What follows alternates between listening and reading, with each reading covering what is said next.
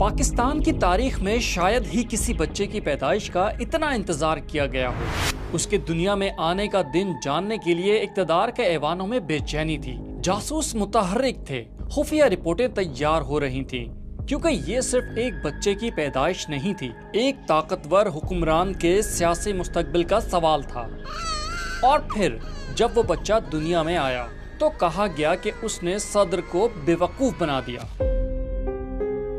इस तरह ये भी कहा जाता है कि वो अपनी पैदाइश से पहले ही मुल्क की सियासत में हिस्सा ले रहा है, और ये भी कहते हैं कि वो माँ के पेट से सियासत सीख कर आया है। जी हाँ, हम बात कर रहे हैं बिलावल भुट्टो जरदारी की। आज इनकलाब पर हम पीपल्स पार्टी के चेयरमैन बिलावल भुट्टो जरदारी की सियासी और जाती जिंदगी पर बात करेंगे। कोशिश करेंगे कि बिलावल से जुड़े तमाम अहम पहलुओं को कवर कर सकें। आगे बढ़ने से पहले दरख्वास्त है कि हमारा चैनल अगर अभी तक सब्सक्राइब नहीं किया तो सब्सक्राइब कर लें और वीडियो को लाइक, शेयर और कमेंट करना बिल्कुल मत भूलिएगा। तो आइए चलते हैं 40 साल पहले के लियारी में।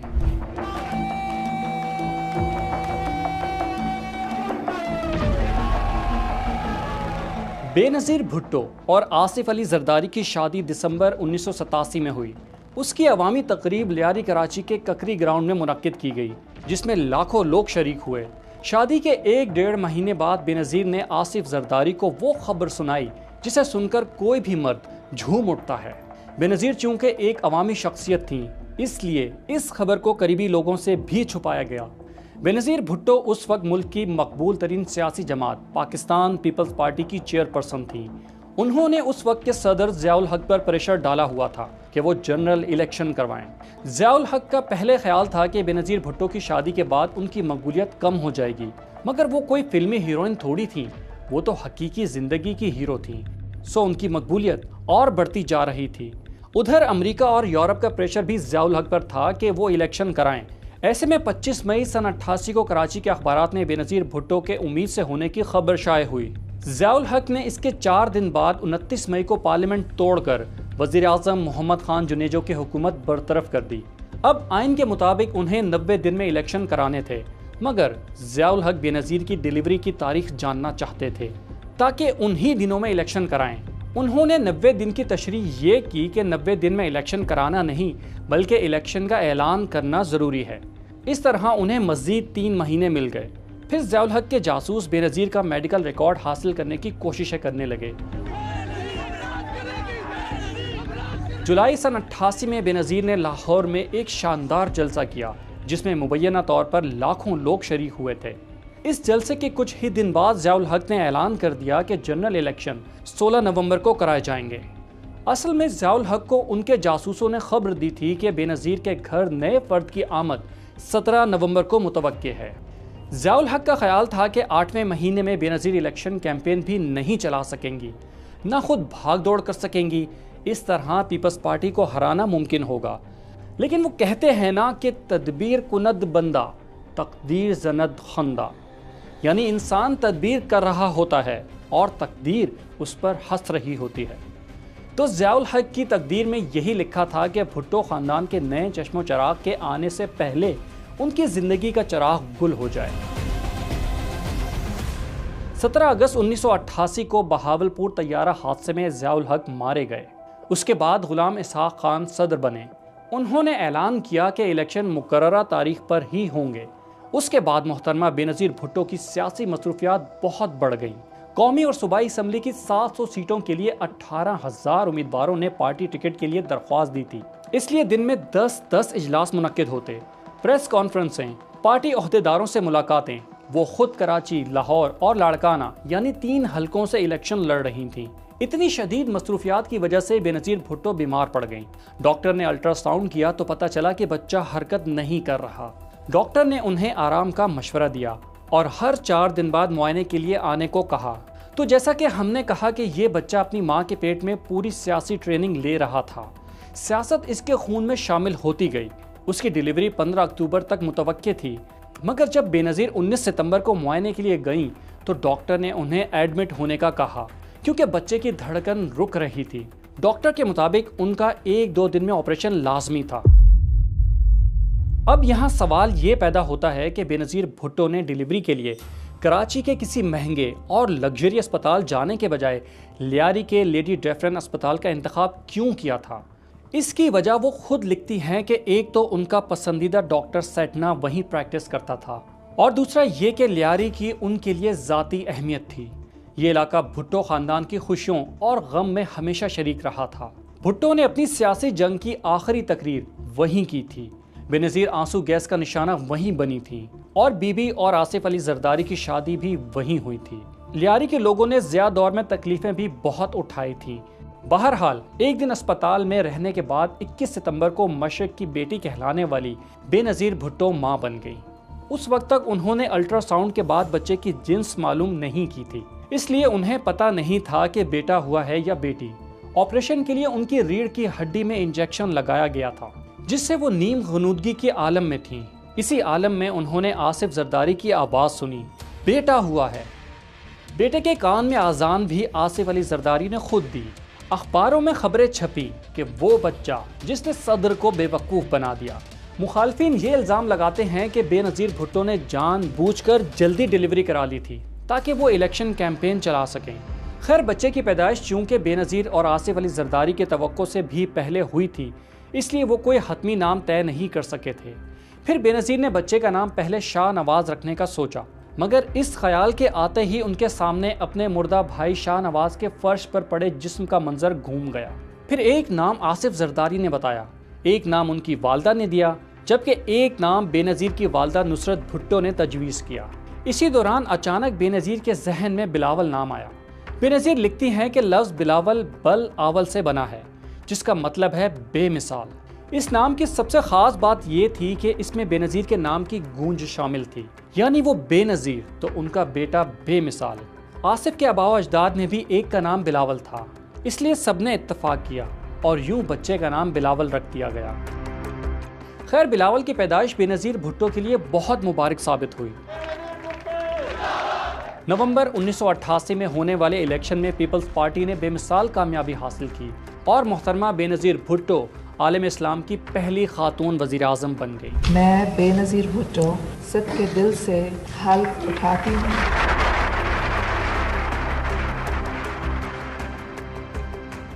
बिलावल का बचपन आम बच्चों जैसा नहीं था।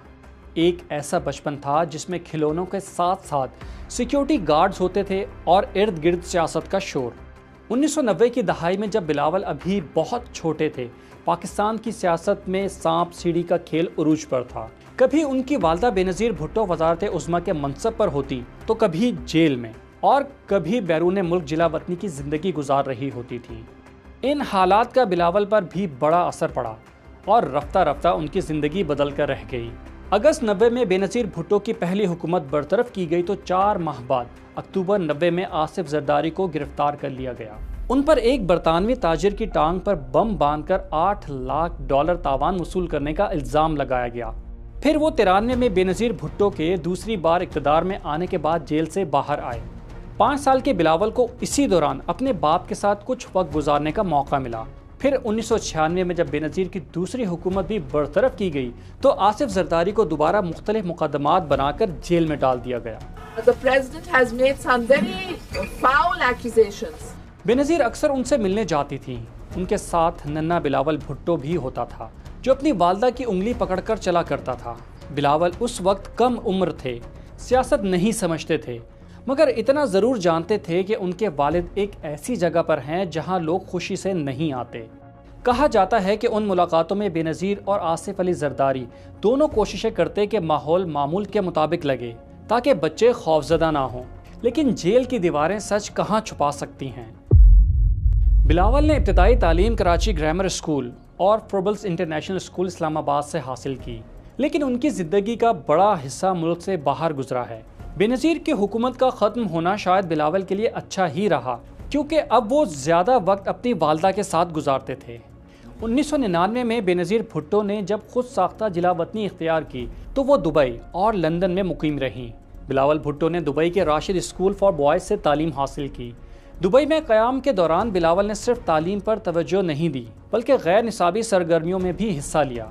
उनमें सबसे नुमाया ताइक्वांडो था, कहा जाता है कि उन्होंने इस खेल में ब्लैक बेल्ट हासिल किया है, यानी बिलावल चाहें तो किसी भी मुखालिफ की हड्डी पसली एक कर सकते हैं।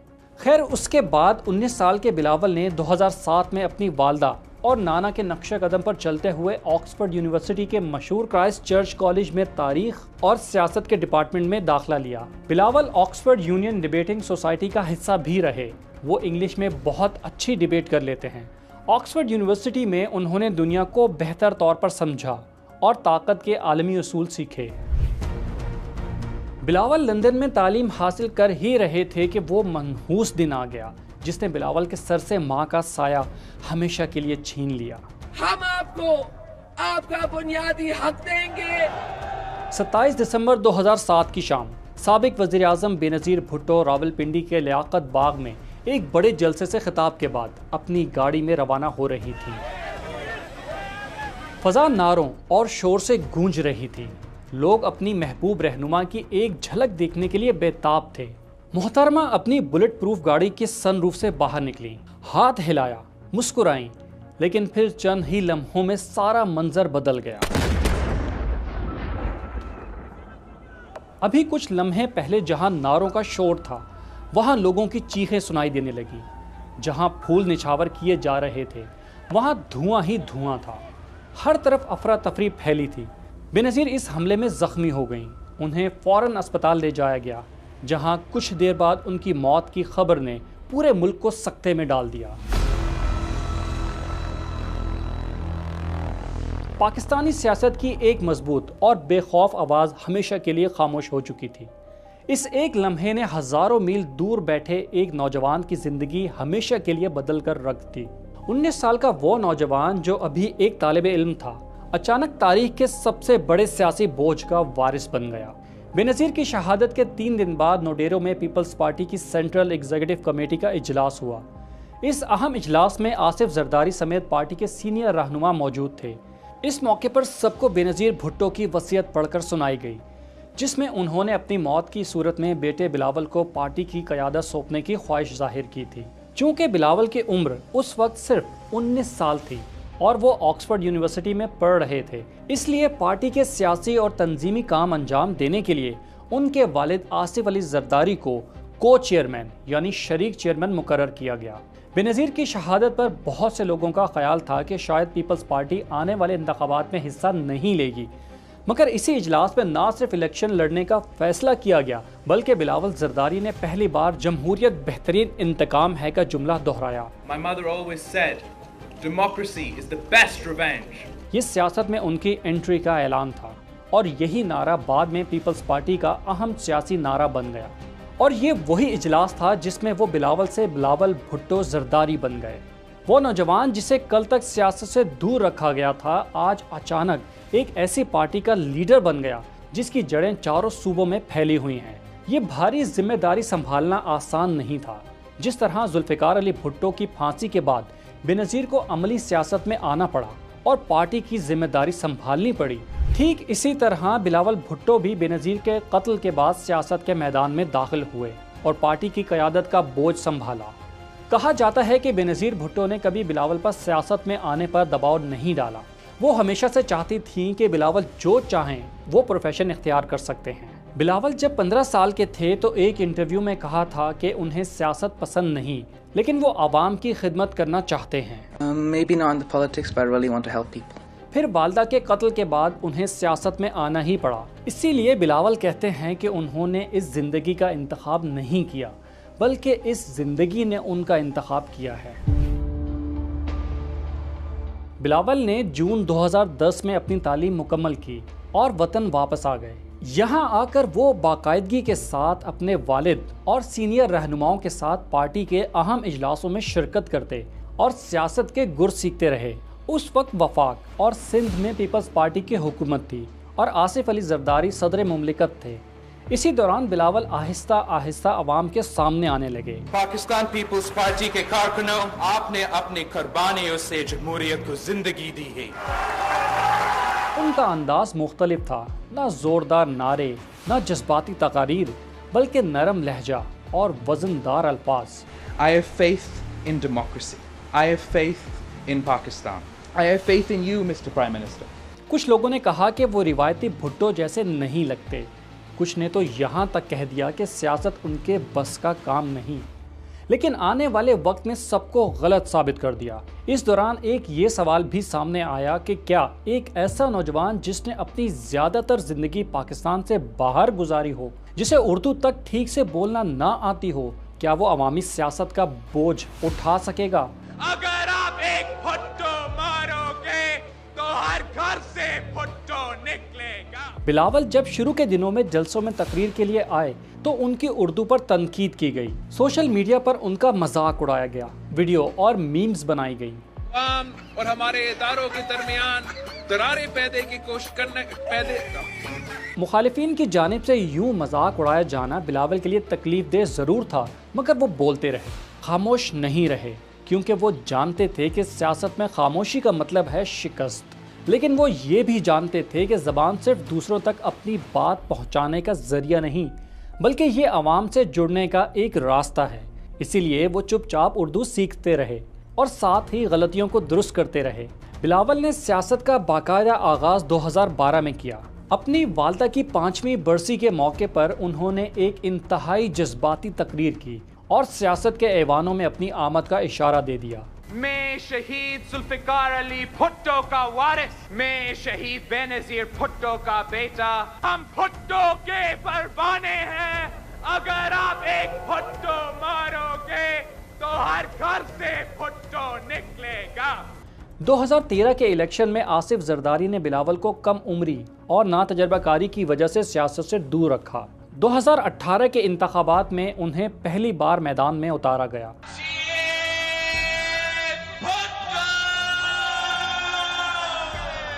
ये बिलावल भुट्टो का पहला इम्तहान था। वो 3 हलकों मालाकंड, लाड़काना और लियारी में खड़े हुए। सिर्फ लाड़काना में उन्हें कामयाबी मिली, बाकी 2 हलकों में पीटीआई के उम्मीदवार कामयाब हुए। यूं बिलावल की पार्लिमानी सियासत का आगाज हुआ। वैसे एक दिलचस्प बात यह भी है कि 30 साला बिलावल भुट्टो जरदारी ने कौमी असम्बली में अपनी पहली तकरीर 17 अगस्त 2018 को की थी, यानी ज़ियाउल हक का तैयारा गिरने के ठीक 30 साल बाद। मिस्टर स्पीकर, मैं एक्सपेक्ट करता हूं कि आप अपना हाउस को आगे जाके ऑर्डर में रखेंगे।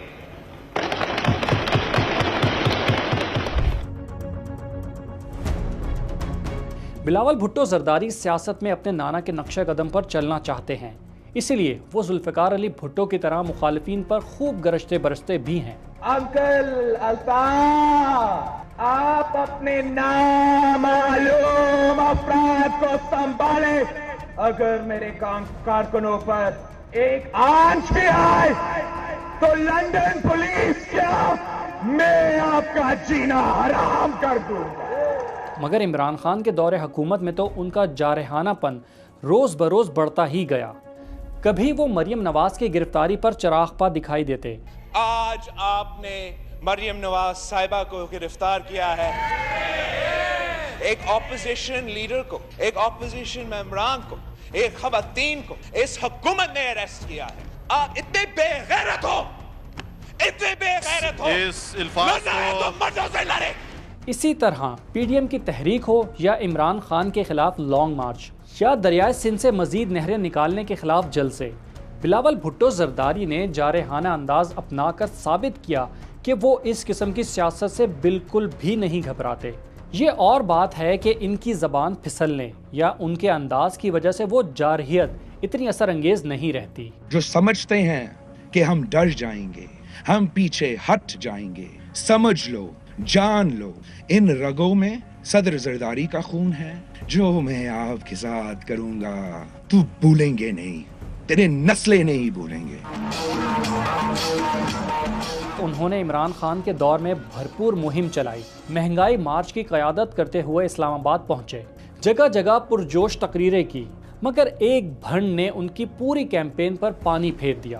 आपका जो इस्लामाबाद को हिला रहा, इस्लामाबाद में काम पे टांग रही है। ज़बान फिसलने की इस एक गलती ने उनके पूरे लॉन्ग मार्च का तासुर हल्का कर दिया। इसी तरह और बहुत से मौक़ों पर उनकी ज़बान फिसलती रहती है। जो कहते हैं ना, आप उंगली देते हैं वो पूरा। So, no, in English, I'm not talking about any. तोबा जो मीम्स बनेंगे यहाँ।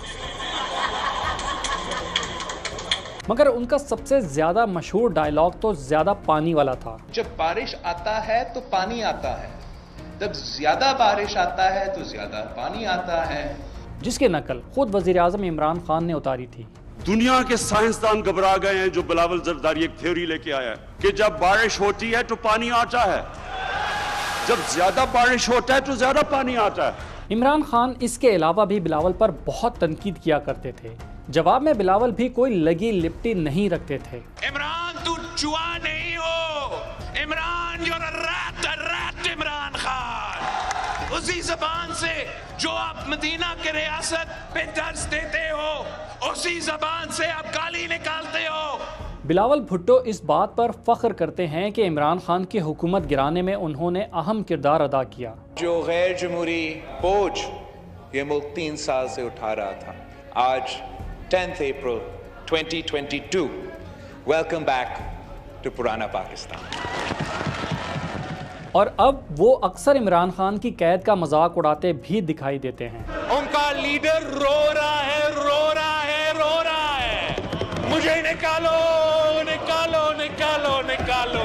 वैसे बिलावल भुट्टो जरदारी की मुराद सईद से भी बहुत तू मैं होती थी, मगर सबसे ज्यादा शेख रशीद उन्हें मजाक का निशाना बनाते थे। दुश्मन की, सियासी दुश्मन की आंख में आंख डालता है, बिल्लो रानी तुझे मैं ले उड़ूंगा, और बाकी बिल्लो रानी के साथ मैं अख में टक्का करता रहूंगा। बिलावल मुझसे मांगे ना, मैं पकड़ाऊंगा उसको अस्थि का। बिलावल मुझसे मांगे, उसके हाथ में दूंगा अस्थि का। नतीजा ये हुआ कि बिलावल ने उन्हें भी तुर्की ब तुर्की जवाब दिया। शेख रशीद जो है पिंडी का शैतान है, इंसान है। अब शेख रशीद तो कहीं गुमनामी के पर्दे में चले गए, मगर बिलावल का तूती अब भी बोल रहा है।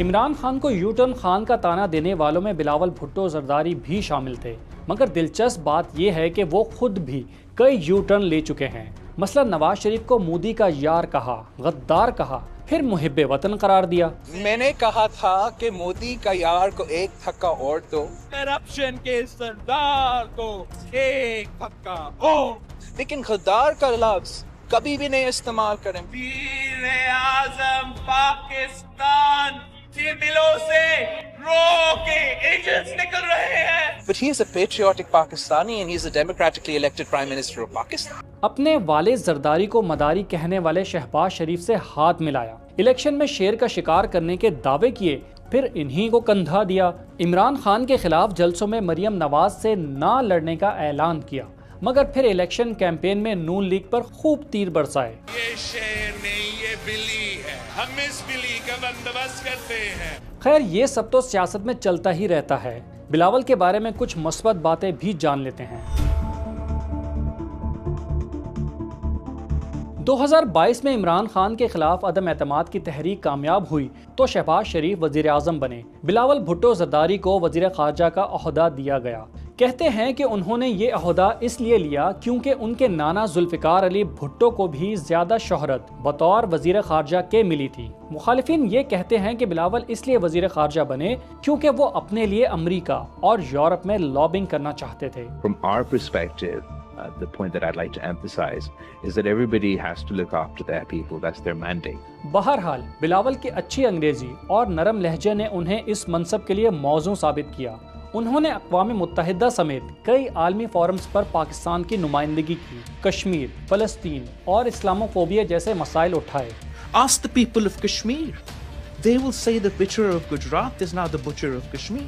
दिसंबर 2022 में अक़वाम मुत्तहिदा के इजलास के दौरान भारतीय वज़ीर आज़म नरेंद्र मोदी को गुजरात का कसाई कहा, जिस पर भारत में शदीद रद्द अमल आया।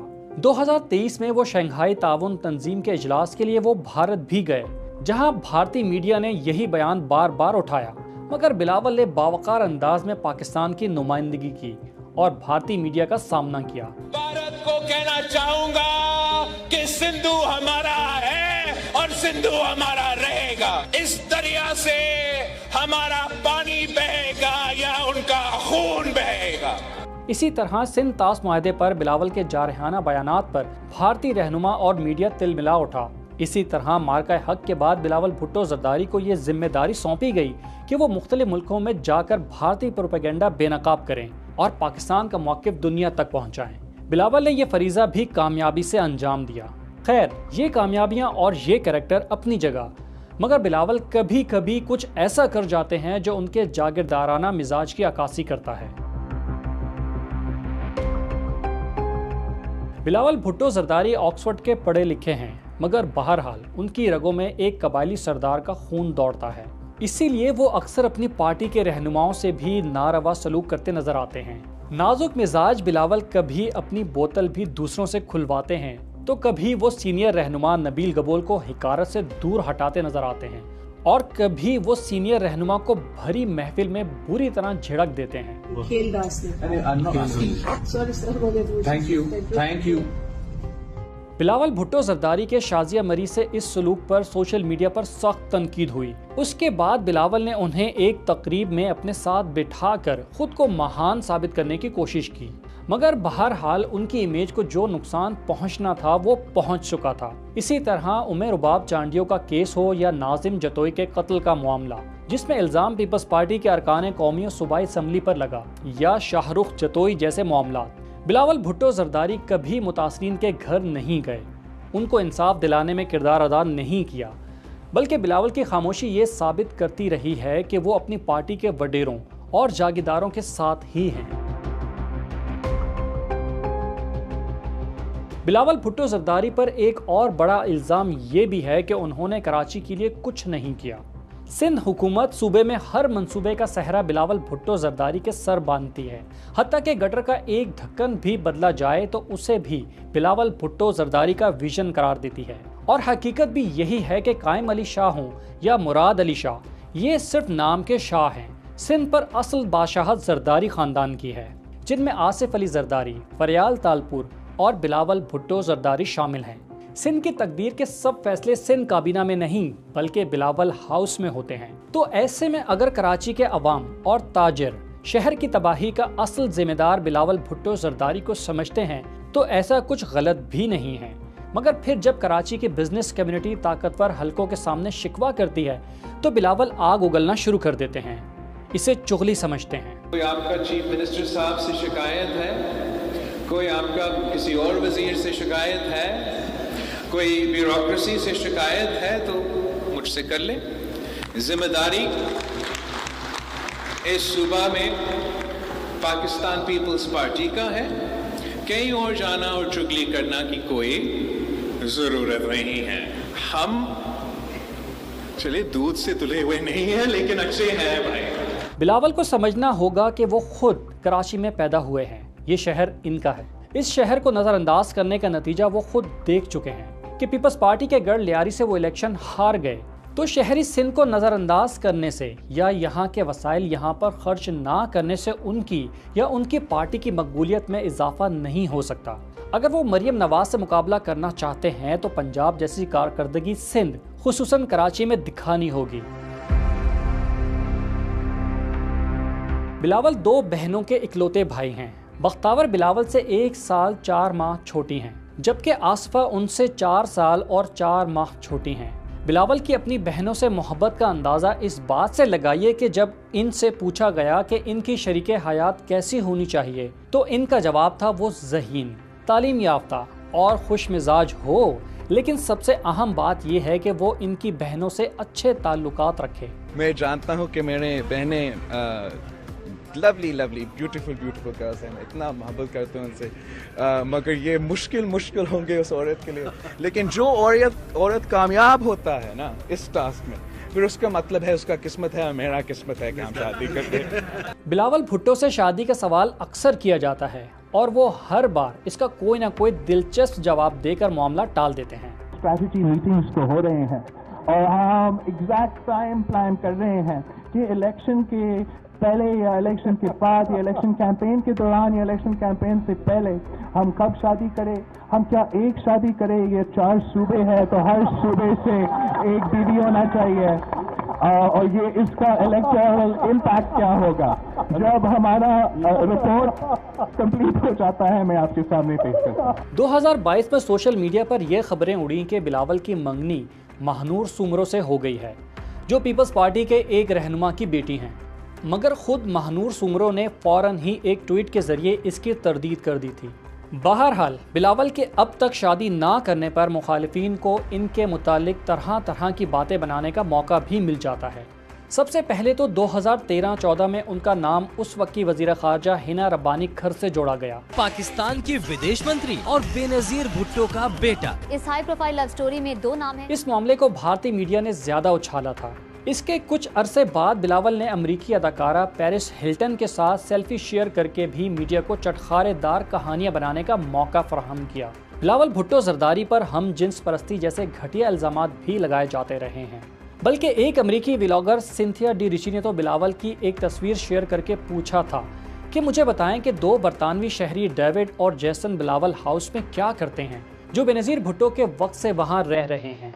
बाद में सिंथिया ने ये ट्वीट डिलीट कर दी थी क्योंकि बेनजीर भुट्टो के खिलाफ भी ऐसे ही इल्जामात पर पीपल्स पार्टी ने उन पर केस कर दिया था।